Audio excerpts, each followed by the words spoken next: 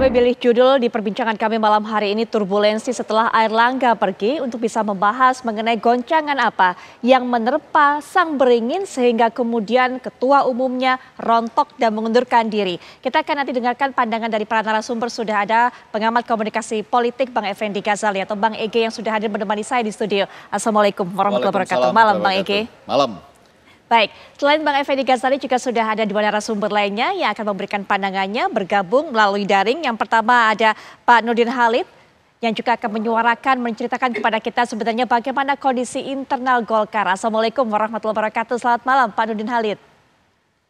Selamat malam, Assalamualaikum warahmatullahi wabarakatuh. Baik, dan juga sudah bergabung dengan kita akan memberikan analisanya Guru Besar Ilmu Politik Prof. Burhanuddin Muhtadi. Assalamualaikum warahmatullahi wabarakatuh. Selamat malam Prof. Burhan.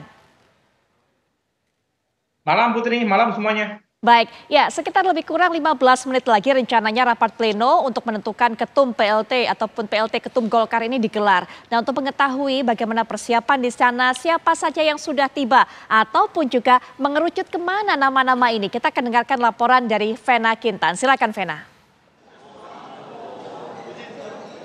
Ya, baik, selamat malam Putri Viola dan juga pemirsa. Kalau bisa saya gambarkan saat ini suasananya di DPP Partai Golkar ini sudah dipadati oleh sejumlah kader dari Partai Golkar ini yang akan mengikuti jalannya rapat pleno yang rencananya ini akan dimulai sekitar pukul 19 waktu Indonesia Barat. Tapi nanti akan diawali terlebih dahulu dengan makan malam seperti mungkin yang saat ini sedang berlangsung begitu. Nanti setelah makan malam selesai, para kader sudah berkumpul, nanti akan langsung dimulai rapat pleno secara tertutup dengan nanti akan membahas sejumlah agenda.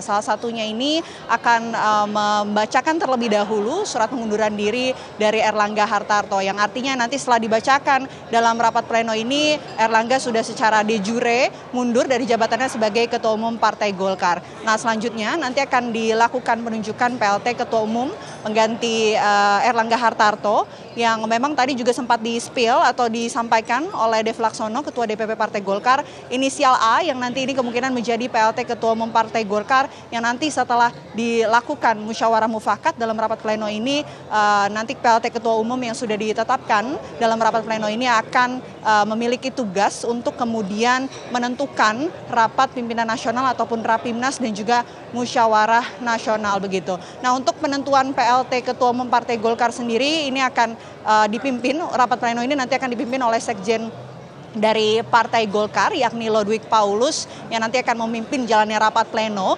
dan untuk penentuan dari PLT Ketua Umum ini akan dilakukan secara musyawarah mufakat begitu di mana Wakil Ketua Umum dari Partai Golkar nanti akan berembuk bersama untuk menentukan beberapa nama potensial yang nanti akan menjadi PLT Ketua Umum. Nah, yang menarik lagi Putri Viola dan juga pemirsa ini adalah nanti akan membahas penetapan tanggal dari Rapimnas dan juga Munaslup di mana kalau berdasarkan statement dari beberapa kader-kader ataupun pimpinan elit dari Partai Golkar ini memang ada target tertentu yang nantinya akan ditentukan oleh Partai Golkar di mana untuk penentuan Munaslup sendiri rencananya ini akan dipercepat begitu, ada percepatan Munaslup dan memang kalau kami melihat suasana kebatinan dari Partai Golkar ini akan berusaha untuk melakukan percepatan dari Munaslup ini sebelum tanggal 27 Agustus 2024. Nanti kita akan lihat seperti apa jalannya rapat pleno. Sementara demikian saya kembalikan kepada Putri Viola. Baik Vena, langsung saja saat ini kita akan mendapatkan keterangan langsung dari Pak Nurdin Halid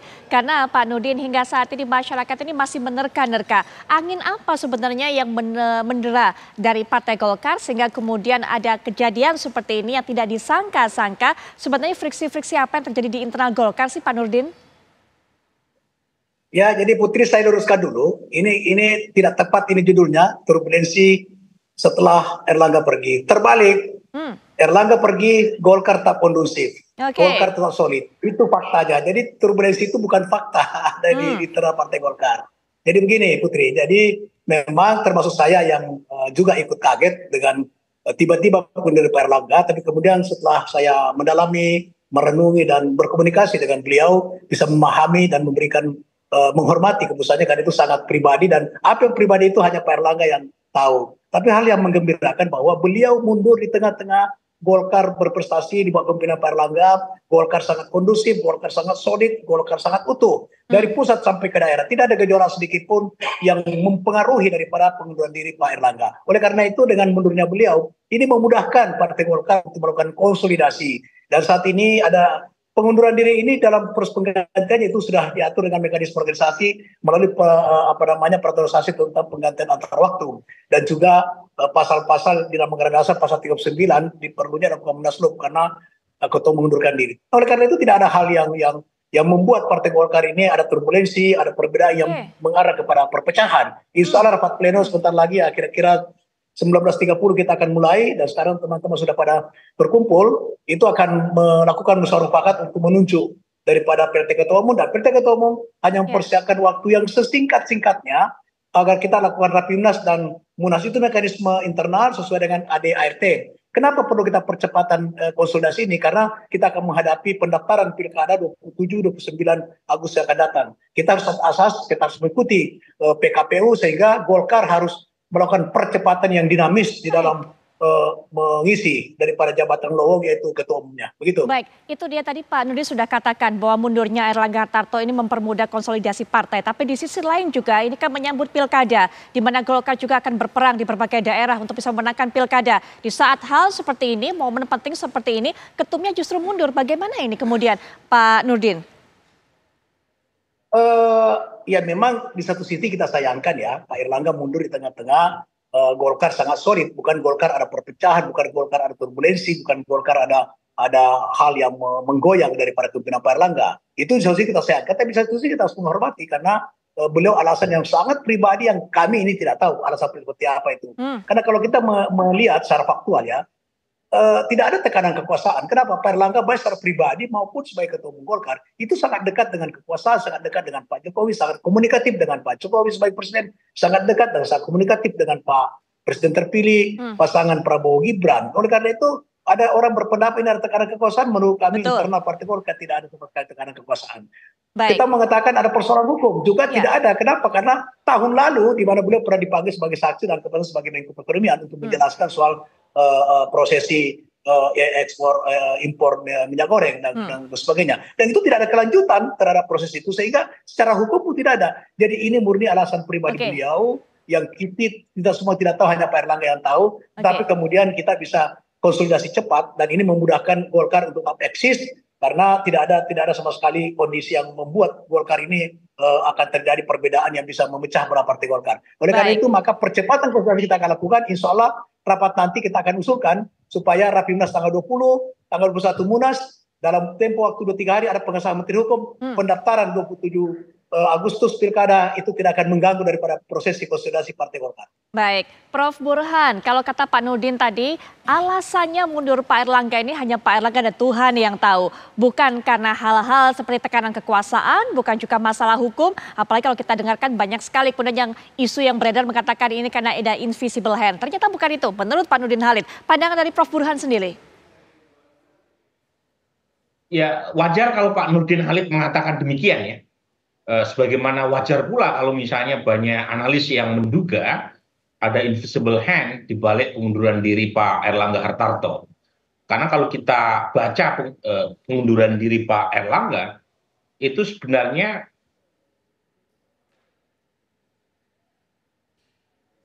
ya, Prof. Burhan masih bersama kami. Jangan lupa.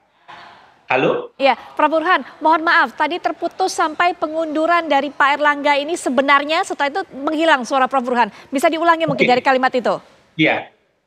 Jadi kalau kita dengarkan pidato singkat Pak Airlangga Hartarto, itu justru pidato yang menegaskan bahwa beliau layak untuk dipertahankan sebagai ketua umum Partai Golkar.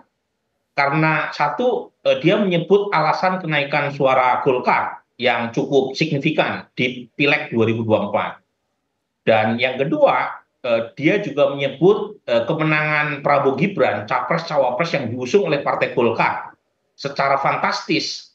Itu alasan yang menurut saya menunjukkan bahwa beliau berhasil sebagai ketua umum Partai Golkar. Nah, jadi kalau kemudian publik kaget mengapa Airlangga ujungnya mengundurkan diri, itu wajar menurut saya. Karena tidak ada alasan buat Pak Airlangga Hartarto untuk mundur ketika dia sebagai ketua umum itu berhasil menunjukkan prestasinya secara elektoral. Termasuk kalau dilihat alasan objektif yang beliau sampaikan, itu juga membantah argumen untuk mempercepat jadwal Munas. Karena memang tidak ada alasan untuk mempercepat jadwal Munas kalau melihat prestasi elektoral yang menjadi ukuran mengapa seorang ketua umum dianggap berhasil atau tidak berhasil. Tapi lagi-lagi saya sendiri tidak tahu persis apa yang menyebabkan pengunduran diri itu terjadi. Yang pasti Pak Erlangga Hartarto sudah menyatakan pengunduran diri, meskipun secara de facto sudah mundur, secara de jure kan belum diterima nih sama DPP Partai Golkar, dan karenanya malam ini menjadi sangat krusial. Apakah DPP menerima atau tidak pengunduran diri Pak Erlangga Hartarto? Kalau misalnya diterima, sudah ditunjuk PLT, kemudian ditegaskan jadwal Munaslup, artinya memang terjadi kesepakatan di internal Partai Golkar untuk membuka bab baru pasca Pak Erlangga Hartarto. Meskipun sampai sekarang misteri mengapa Pak Erlangga Hartarto mundur masih menjadi misteri Tuhan selain jodoh dan kematian. Baik, betul sekali Prof. Burhan. Kalau memang kita dengarkan sebenarnya Bang Ege, dari beberapa waktu lalu sudah ada santer nama-nama yang kemudian akan menduduki posisi sebagai ketum Golkar ini. Setidaknya adalah nama-nama yang mengincar posisi itu. Apakah kemudian kesolidan ini, kesepakatan internal ini memang memberikan jalan kepada nama-nama tersebut menurut Bang Ege? Saya nggak berani sampai ke nama-nama karena saya setuju tadi dengan Prof. Burhanuddin Muhtadi ya. Kalau Pak Nurdin Halid saya nggak terlalu tahu, kalimatnya agak bercabang, tapi dia sudah bicara dengan Erlangga Hartarto. Kalau saya jangankan sampai ke nama-nama, ini gambar yang di belakang aja saya nggak paham nih artinya apa ini. Kalau kelihatan gayanya gaya nyerah ini Bang. Ini kan turbulensi. Jadi kalau turbulensi itu kita harus tenang. Saya datang ini tenang-tenang aja nih. Karena saya nggak paham gambar di belakang nih. Ini Burhanuddin Muhtadi dan pemirsa ini artinya apa nih?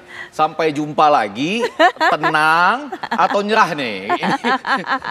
Ini saya aja nggak paham, apalagi kalau baca pidatonya ya. Saya tuh berulang kali baca itu ya pidatonya. Selamat pagi kader Golkar yang saya cintai, saya Erlangga Hartarto. Setelah mempertimbangkan dan untuk menjaga keutuhan Partai Golkar dalam rangka memastikan stabilitas transisi pemerintahan yang akan terjadi dalam waktu dekat, maka dengan mengucapkan Bismillahirrahmanirrahim serta atas petunjuk Tuhan yang Maha Besar, itu tuh bagi saya kalimat-kalimat yang membingungkan loh. Sampai saat ini saya sebagai katakanlah ilmuwan komunikasi enggak paham itu maksudnya. Apa yang membuat kemudian susah untuk dicerna? Susah, untuk bisa didefinisikan. Kenapa orang dengan pengantar gitu lalu mengundurkan diri coba? Ya padahal di DPR pusat nambah itu kursinya 17. Di DPRD provinsi itu nambah 50. Di DPRD tingkat 2 nambah 99 coba. Lalu atas kalimat itu loh, atas petunjuk Tuhan yang Maha Besar. Itu jarang dipakai itu. Kalau dalam komunikasi itu digunakan oleh orang yang, ini mohon maaf loh ini ya, ini salah satu pemahaman oleh orang yang lagi tersandera. Lagi ngirim pesan supaya yang nerima itu menyatakan, ini bukan kalimat dia loh ini. Ini bukan kalimat dia loh ini. Ini berarti ada apa-apa loh ini. Tahan. Jadi ada sinyal-sinyal kalau menurut kata Bang Ege saya mohon maaf kalau saya keliru loh ini. Mohon maaf loh kalau saya keliru. Karena saya enggak tahu, karena saya belum ngobrol dengan Pak Erlangga Hartarto. Baik, kita kan jeda sejenak. Mohon maaf loh ini. Kita kan jeda sejenak, tapi mohon sekali Prof. Burhan ataupun juga Pak Nurdin untuk bisa bergabung dengan perbincangan ini di segmen berikutnya. Kita akan jeda sejenak saja. Tentunya nanti bisa diberikan pandangan dari apa yang disampaikan oleh baik itu Prof. Burhan, Bang Ege, begitu Pak Nurdin. Jangan-jangan yang disampaikan oleh Pak Erlangga ini di dalam pidatonya, pidato mundurnya ini merupakan sinyal-sinyal. Ada sesuatu sebenarnya yang menekan dirinya. Nanti silakan diberikan tanggapan setelah jeda, kami sudah kembali. Kita lanjutkan perbincangan dan langsung saja berikan kesempatan kepada Pak Nurdin karena waktunya juga terbatas, akan segera mengikuti sidang pleno ini di tengah prestasi elektoral yang begitu meningkat dari Pak Erlangga. Itu catatan dari Prof. Burhanuddin. Kemudian juga Bang Ege mengatakan dari apa yang disampaikan dalam pidato pengunduran dirinya ada yang begitu janggal dan seakan-akan ini adalah sinyal bahwa beliau ini menerima tekanan. Begitu Pak Nurdin. Itu yang disampaikan Prof. Burhan itu adalah sesuatu yang juga tidak bisa kita bantah karena memang secara objektifnya seharusnya Pak Erlangga tidak mundur ya dengan prestasi-prestasi menaikkan suara Partai Golongan Karya, kemudian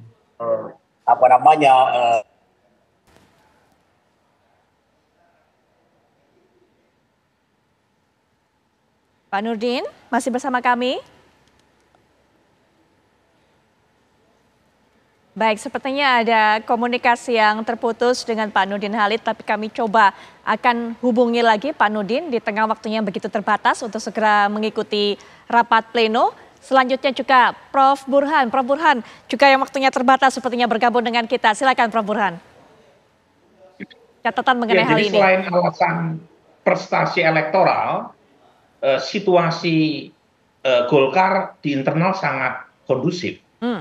Jadi tidak terdengar riak-riak di internal terkait dengan ketidakpuasan atas kinerja Erlangga Hartarto sebagai ketua umum.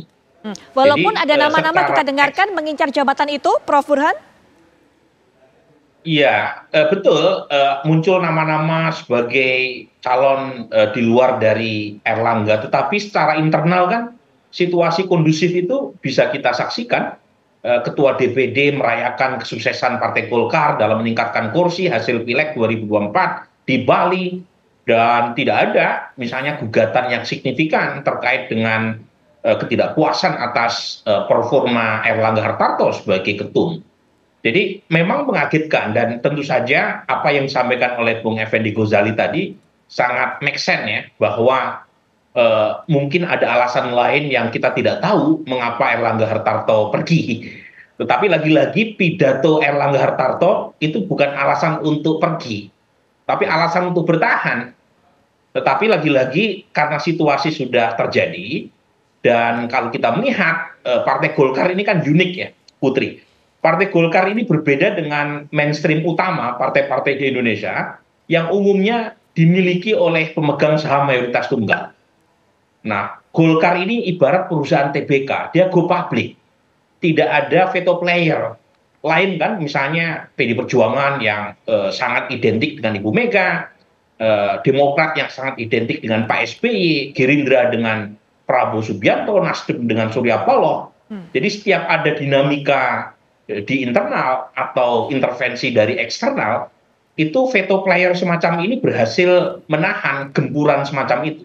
Di Golkar berbeda. Golkar ini satu sisi menjadi partai yang sangat modern karena tidak tergantung pada tokoh, tetapi juga rentan terhadap friksi dan faksionalisasi.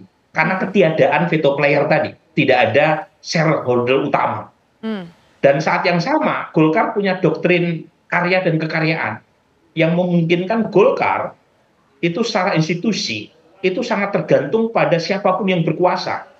Dan itu yang menjelaskan ketua umum Partai Golkar itu umumnya ketua umum yang sesuai dengan selera kekuasaan. Misalnya ya, Golkar baru pasca reformasi. Waktu itu kan ada pertarungan antara Akbar Tanjung versus Edi Sudrajat. Akbar Tanjung didukung oleh Presiden Habibie. Menanglah Akbar Tanjung.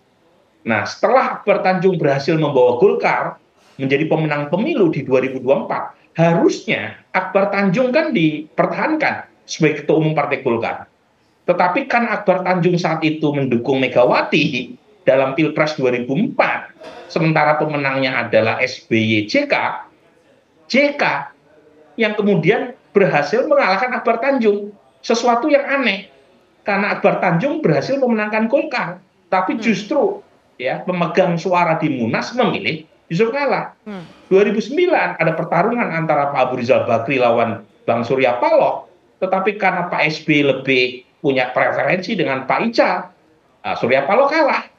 2014 ganti lagi selera kekuasaan Pak Jokowi, maka muncullah dua versi Golkar kan. Pak Ical karena waktu itu dianggap berjarak dengan kekuasaan lebih melirik Agung Laksono. Jadi kalau melihat peta semacam ini, memang Golkar sangat rentan. Ya. Tetapi lagi-lagi saya berharap betul ya, ini bagian dari PR kita sebagai bangsa. Kita membutuhkan partai politik yang kuat, yang mandiri, yang berdaulat, dan yang modern, yaitu tidak tergantung pada tokoh. Dan Golkar punya modal untuk itu. Jadi kita berharap betul Golkar bisa lebih independen tanpa harus mengabaikan doktrin karya dan kekaryaan. Dan kalau misalnya Golkar berhasil, maka kita punya eksperimen memiliki partai yang modern. Dan harapan itu ada di Golkar. Baik, Prof. Burhan, terima kasih sudah meluangkan waktunya di tengah agendanya untuk bisa memberikan pandangan. Kita akan terus tunggu terutama bagaimana hasil sidang pleno yang akan segera berlangsung saat lagi. Sekali lagi terima kasih Prof. Burhan. Pemirsa kita akan jeda sejenak. Pamit dulu Putri, ya. Bang Effendi. Terima kasih. Wassalamualaikum warahmatullahi wabarakatuh, Prof. Burhan. Pemirsa nanti kita akan dengarkan juga bagaimana catatan yang akan disampaikan oleh Bang Ege, tapi setelah jeda berikut ini kami segera kembali.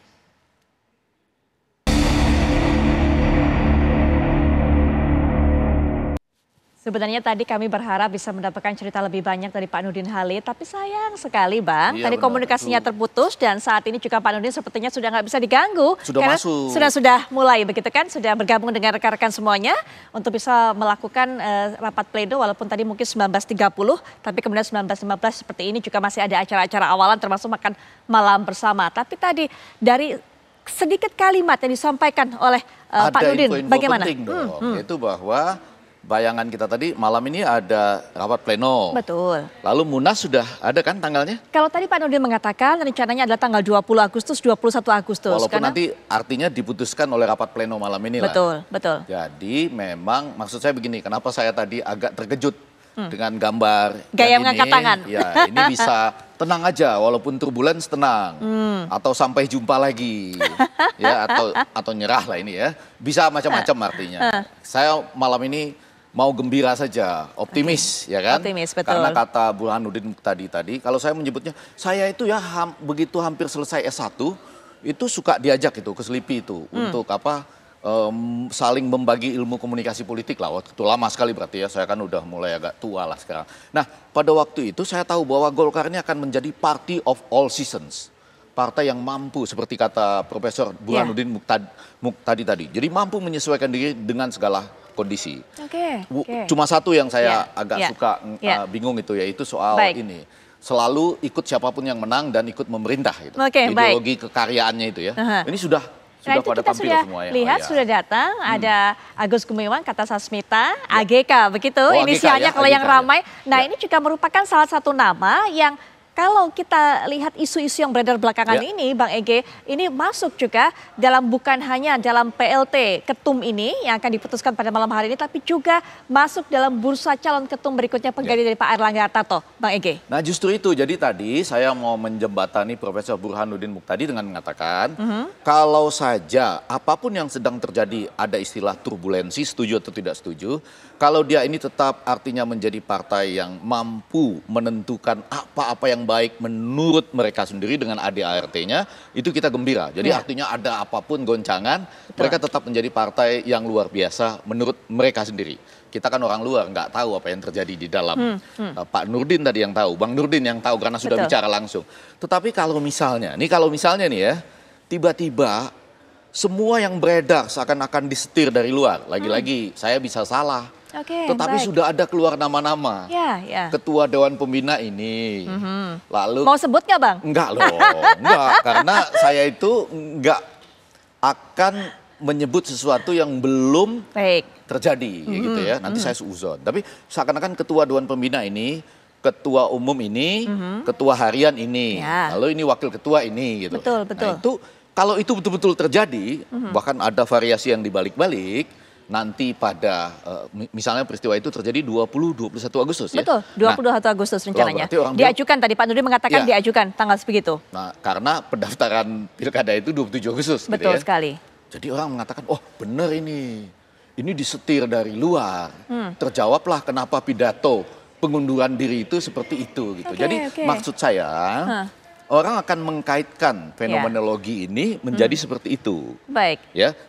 Tapi sekali lagi, apa yang terjadi persis di dalamnya, yang tahu Airlangga Hartarto, mungkin Bang Nurdin Halid serta orang-orang yang mendapat ceritanya. Bahkan Burhanuddin Muqtadi saja tadi meraba-raba.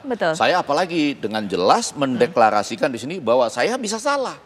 Tapi kemudian saya kan mendapat informasi seperti itu. Putri dapat juga kan? Nah, dapat pastinya. Bahwa ini ada Ketua Dewan Pembina nanti siapa, Ketua Umum siapa, Ketua Harian siapa, Wakil Ketua Umum siapa. Nah nanti kalau itu memang benar terjadi, maka cocoklah apa-apa yang kita gabungkan. Oh ini terserah Anda menyebutnya apa, turbulensi, tekanan, intervensi, bujukan, atau apakah ada sentuhan invisible hand tadi itu. Atau apalah gitu ya dalam politik gitu, permainan dan sebagainya. Itu. Baik. Jadi itu membuat kita menjadi bisa macam-macam pikiran bangsa ini. Yang pertama misalnya, Golkar aja sebesar itu bisa dibuat demikian. Gitu.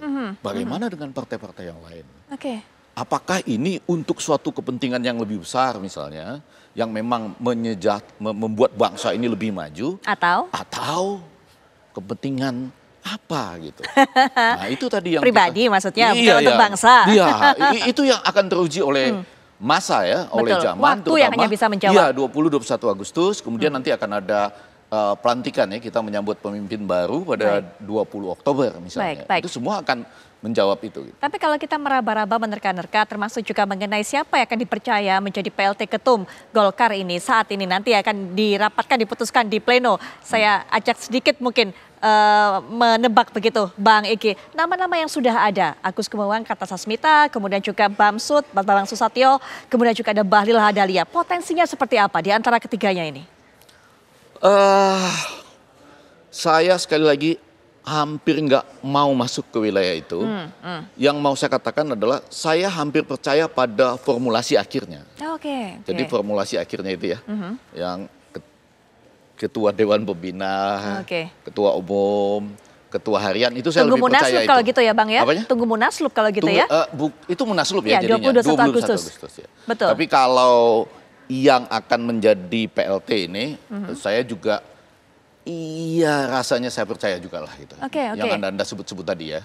Yalah. Adanya ketum Golkar baru nantinya, bagaimana pengaruhnya terhadap posisi Golkar dalam pilkada-pilkada memenangkan para calonnya nanti? Sementara ini dinyatakan aman kan, bahwa itu sudah terlihat aman gitu. Walaupun begini ya, pelan-pelan ini saya butuh mencerna agak lama karena begini, sebelum peristiwa pada hari Minggu itu, hari Sabtunya Pak Airlangga Hartarto bertemu dengan Bapak Presiden. Itu gembira sekali kita melihat adegannya di televisi. Kalau nggak salah kejadiannya jam 2 siang itu. Pak Airlangga Hartarto keluar dan menyatakan bahwa dia melaporkan kepada Bapak Presiden bahwa surplus ekonomi kita dengan Cina itu belum pernah terjadi setinggi itu. 8 billion dollars. Nah, itu menggembirakan kan? Sabtu siang. Kan? Kita bikin timelinenya nih. Itu ya. Lalu tiba-tiba wartawan ini nanya-nanya soal pilkada DKI Jakarta. Ridwan Kamil, iya. Lalu siapa wakilnya? Tersebut-sebutlah S gitu. Orang nanya-nanya ini, none of the above. Kurang gitu ya. Baik. Keluarlah SS yang ujungnya Suswono. Kurang lebih gitu lah ya. Nah kemudian minggunya ada pengunduran diri. Gitu. Betul. Ya. Minggu siang waktu itu mulai ramai. Mulai ramai, minggu siang keluarlah pidato pengunduran diri yang sempat saya bacakan tadi. Lalu belum ada nama-nama lain, bahkan sebelumnya Bang Luhut pun itu ya, kalau saya lihat-lihat ke belakang memuji juga loh Pak Airlangga Hartarto ini ya. Artinya ini baguslah prestasi. Siapa lagi yang bisa memimpin dengan keberhasilan yang saya sebutkan tadi ya. Semuanya kasih apresiasi artinya. Semua mengapresiasi. Walaupun setelah pidato pengunduran diri itu ternyata kita dengar ada berita yang menyampaikan memang Pak Bahlil ketemu Pak JK juga gitu. Untuk antara lain menyampaikan dia ingin maju. Kan nggak apa-apa juga dong, semua orang ingin maju boleh saja gitu. Tetapi pada hari ini ketika saya jalan kemana-mana tadi, di berbagai pohon, termasuk mungkin di pohon beringin juga, tertempel juga ada tulisan Kaisang 2024-2029. Ditempel di Jakarta. Artinya kan? Posisinya nantinya berarti... Saya agak bingung itu. Kalau misalnya Pak Airlangga Hartarto ini mengatakan Ridwan Kamil dengan Suswono, lah Kaisang di mana? Karena Kaisang sendiri inisialnya juga K, bukan S seperti ya pendamping yang akan dijagokan RK itu bersanding kan Ridwan bersama. Kamil. Betul. Kalau S itu Suswono. Nah iya itu dia. Ya yang bukan Sohibul Iman gitu kan, tapi Suswono. Padahal ini RK dan K mungkin. K yang lain kosong mungkin gitu ya. Ini kan S. Sementara ini kan K hari ini di pohon-pohon. Saya nggak tahu, pernah lihat hari ini? Hari ini saya belum keluar terus terang, jadi belum memantau di jalan-jalan. Pemirsa yang di Jakarta mulai lihat Kaisang 2024-2029. Apakah ini antara S dan K ini gitu? Karena itu Bang, saya pertegas saja. Apakah karena sempat mengucapkan makanya tadi itu saya bilang, kepada media, akhirnya Pak Airlangga kemudian ada yang nyenggol gitu? Apakah saya ini salah? Kan saya bilang tadi, saya bisa salah loh ini. Tapi kenapa hari ini mulai ada? Cepat sekali loh ini, Sabtu, Minggu, Senin, Selasa. Kaisang 2024, 2029. Saya ini berkali-kali bilang loh, saya itu penggemar anak-anak muda buat maju. Asal kita memajukan melalui Mahkamah Konstitusi secara benar. Karena orang itu kalau sudah boleh memilih, dia punya hak untuk dipilih. Asal kita mengajukannya ke Mahkamah Konstitusi dengan benar, nanti diajukan oleh partai politik secara benar gitu. Itu prinsipnya. Jadi ini saya lagi pikir nih, termasuk supaya kita nggak berpikir-pikir dengan rumit dan nggak sampai gini nih. Ya, ini kan turbulensi, nggak boleh gini turbulensi. Kalau turbulensi itu harus pasang seat belt, duduk tenang, kalau bisa senyum sedikit gitu, jangan gini. Nah, karena itu sambil kita lihat nanti di ujungnya tanggal 20-21 apa betul itu? Ketua Dewan Pembina siapa? Kemudian ketua umum siapa? Ketua harian siapa? Itu sangat menentukan. Itu salah satu jawabannya. Dan itu akan membuktikan betul sama tanggal tidak? 27, apakah nama yang sekarang ditempel di pohon-pohon, di pohon apa di mana? Di mana tadi? Di berbagai tempat lah ya pokoknya ya. Jangan-jangan ada yang ditempel di pohon beringin juga. Itu nanti didaftarkan atau tidak. Nah itu semua menjawab lah. Puzzle-puzzle yang lagi beredar. Berarti termasuk juga nanti bisa akan kita ketahui apa alasan pengunduran diri Pak Erlangga saat kemudian siapa? Sambung menyambung semuanya. Apakah betul nanti yang bersanding bersama Pak RK ini ketika mendaftar di Pilkada, apakah betul S atau inisial lain K? Iya. Gak apa-apa, kita sambut dengan gembira saja. Semua orang punya haknya sesuai dengan peraturan dan perundangan yang berlaku. Baik. Terakhir mungkin juga baiknya penutup saja. Setelah tadi kita sudah berbicara panjang lebar termasuk prediksi-prediksi ke depan. Penutup saya begini ya, ini saya sambil gembira ya. Ada tadi teman yang mengirim kepada saya, kenapa di Korea itu banyak film-film romantis? Karena angka perceraian tinggi. Kenapa di Amerika banyak film-film action? Karena angka kriminalitas tinggi. Kenapa di Indonesia banyak sinetron? Karena peristiwa drama-dramanya tinggi, termasuk dalam politik. Kurang lebih begitu. Banyak drama politik yang kita nantikan bagaimana ending dari drama yang saat ini kita lihat dari Partai Golkar. Siapa kemudian yang akan dipercaya mendapatkan jabatan PLT Ketum Golkar dari hasil pleno pada malam hari ini sudah berlangsung sepertinya. Dan juga nanti kalau memang betul Munaslup ini akan berlangsung 20-21 Agustus, siapa juga yang akan menduduki kursi tersebut, Ketum Partai Golkar. Selanjutnya ada Ken Ana yang juga akan memberikan informasi menarik untuk Anda. Silakan Ken.